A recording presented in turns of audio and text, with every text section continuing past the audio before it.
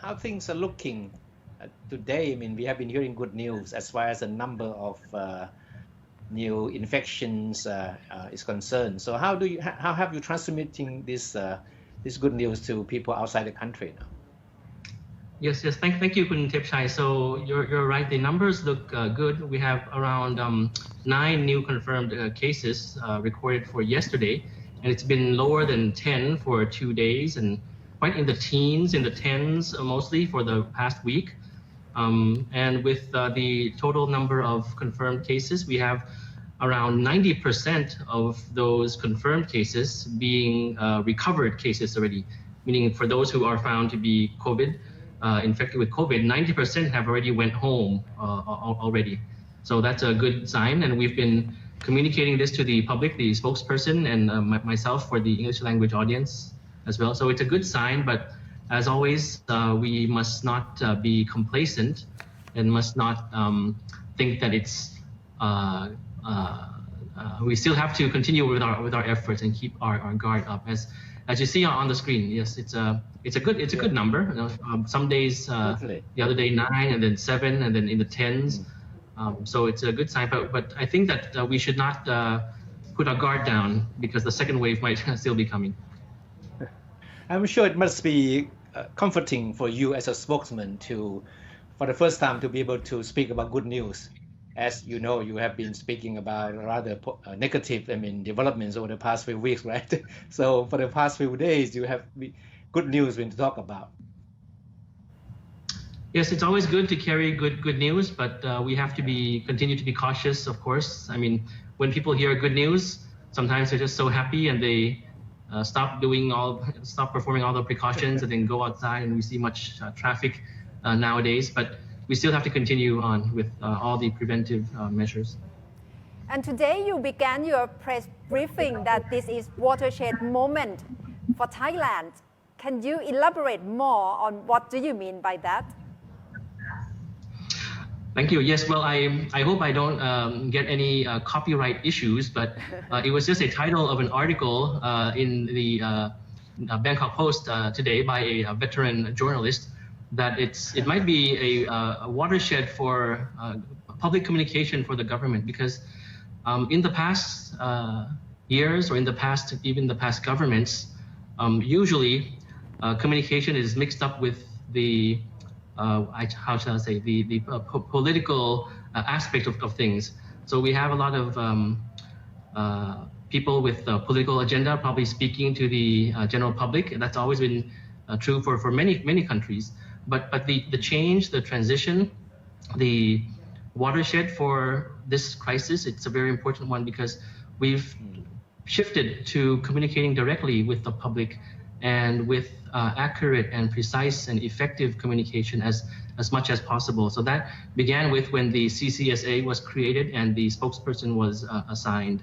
So in that sense, it's a good sign. I mean, not to say that in the past communication strategies were not good, or in the past governments. This is like a universal thing that governments can do in terms of crisis communication, which is different from the normal type of communication. So the government has decided to extend the ban on international flights to Thailand for another month. So what does this mean to people coming to Thailand or wanting to come to Thailand, especially Thais who are still on the waiting list to return? Yes, so firstly, perhaps I'll just recap that today, and also the spokesperson mentioned about the 3 possible scenarios. The best possible scenario is we continue to have around 10 or 20 new cases per day. But to maintain that scenario, we have to continue with our measures in terms of travel restrictions between provinces, in terms of inbound flights as well. So to answer this goal, we want to reach this goal of maintaining the best possible scenario, full control. To answer this, these measures had to be extended. So the flight travel ban is until the end of May. It was previously until the 30th of April, so now it's for 1 more month. So it means that inbound and outbound flights will not be allowed for Thailand, except for the special cases, which is already announced in terms of the special flights for repatriation, in terms of technical landing, in terms of emergency cases and the like. So that has been continued on for 1 more month.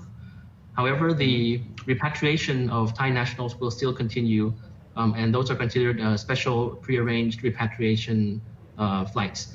And of course, repatriation flights outbound from Thailand is also allowed during this ban. For example, in the past days, there were many repatriation flights for Russian nationals or from Europe, European nationals out of Thailand. And in what country having the most problem or the most difficult situation to deal with for Thai returnees who want to return to Thailand? Yes, well, for the past weeks, we've been repatriating a lot of Thai people, but for some countries that is still not possible yet. You see in the past days, we have flights from a chartered flight from Australia, and after the repatriation flight, there were still a number of people who wanted to return from Australia. We had return flights from India going on in the past days and in the coming days as well from many cities around India. But the problem points in some countries still remain, especially countries where they have a travel ban, a flight ban. So I'll just give one example, which is a problem issue for us. We're trying to solve this now is in Latin America, in Argentina. In Argentina, they have a flight travel ban for the whole country, and countries around Argentina also have that ban, like Uruguay and Paraguay. And South America is a very vast continent. It's a big continent with a large land size for many countries. And for Argentina, for example, the international airport, their airport is called Ezeiza. Ezeiza Airport is closed temporarily, including all flights, even cargo flights. So I'm sorry, with the exception of cargo flights and emergency medical equipment. So for people traveling, that is still being closed. You cannot travel. The problem is that we have a number of Thai exchange students in the AFS and other programs still in Argentina. So currently, the Thai embassy is trying to arrange a chartered flight, which we might be able to negotiate over there to have this special chartered flight leave Argentina, because the commercial flights are banned, but not leaving Argentina to come straight to Thailand. There might have to be a stopover because Brazil is still open for air travel, and Amsterdam is a hub for air travel. So these flights might be possible on KLM going to Amsterdam or through Brazil. So the embassy is taking care of that, arranging that chartered flight. And meanwhile, they are contacting and meeting with the Thai exchange students on a daily basis and providing them with assistance throughout these days. Now, for a period of time that Thais in many countries had problem with obtaining the so-called fit-to-fly certificate and approval certificate from Thai embassies. Is that still an issue or is no longer a problem? Well, I think in the majority of requests and the actions of the embassies have already solved most of that problem already. Because now most of the people who can travel are those who are in the flights that are arranged. So it's not that they are asking for the documents to fly themselves in. That would be a large number. That happened like probably in the first few weeks when the flight ban was not in place yet, and then people from Thai citizens from the UK wanted to come back, so there was a long line and everything. But today, since the flight is restricted, all persons needing these documents are the people that the embassy already is in contact with, because they are on the special repatriation or chartered flight. So that's not a problem as much as in the first few weeks anymore. But it is still a required document according to the measures announced, the announcement of the Civil Aviation Authority of Thailand. And Mr. Deputy, up until this point, how ASEAN countries have been cooperating, or what's the issue of discussion in terms of helping one another to follow up from the last summit over teleconference? Yes, so the ASEAN countries had a teleconference meeting in the past weeks. So they are continuing with their exchange of information.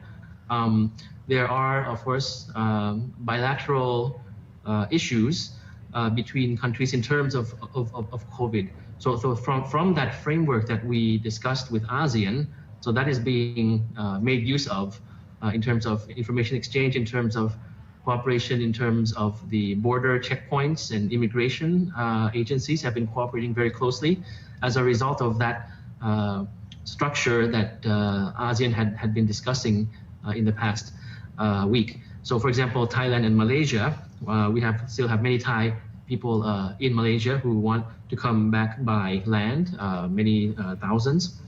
And another point is we also have Thai students still remaining in Indonesia.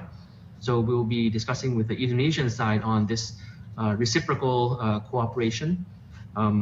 Thai students, which are actually students studying, not those going to Indonesia for religious activities.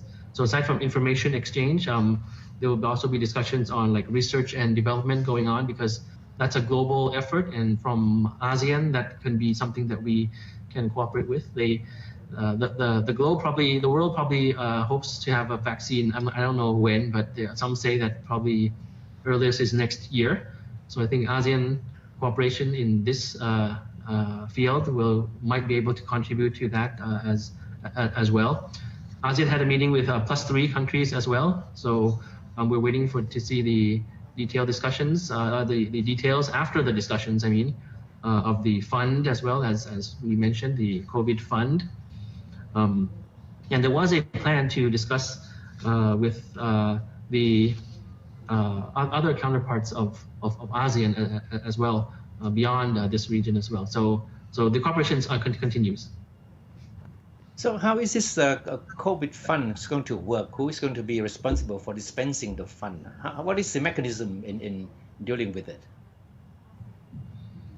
Yes, there will be a variety of sources, but it will be managed from the ASEAN Secretariat. So these variety of sources are still being confirmed. I think you mentioned that last time already as well. It might be from the AAIB or other sources of funding in terms of clustering all of them and integrating that amount of money. Maybe they had a flow chart of maybe around 5 or 6 clusters of funding, sources of funding to be put into one basket. Yes. But I don't have the update for this exactly yet, so I'll just wait to see any update from the ASEAN side of it, and we'll see something concrete coming out soon.